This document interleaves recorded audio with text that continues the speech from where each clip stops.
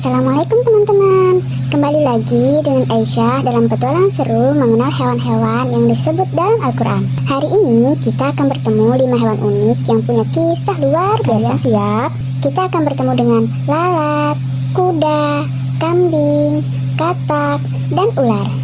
Yuk kita mulai petualangannya. Ih, ada lalat.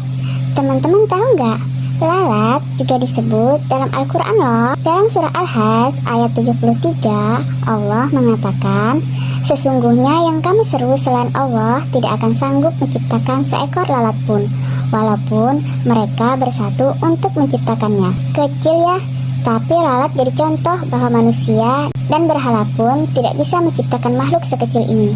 Allah lah yang maha kuasa. Lihat teman-teman, ini kuda. Kuda disebut dalam Al-Quran sebagai hewan yang kuat dan digunakan untuk berjihad di jalan Allah.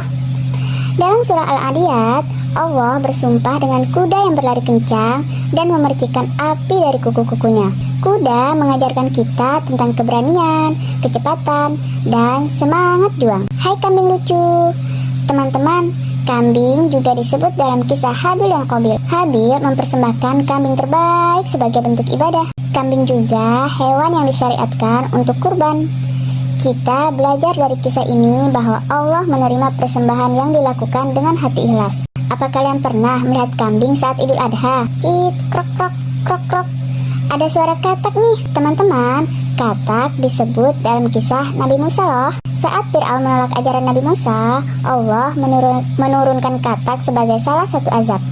Tapi, tahu nggak? Katak juga selalu bertasbih kepada Allah. Betapa hebatnya makhluk kecil ini ya.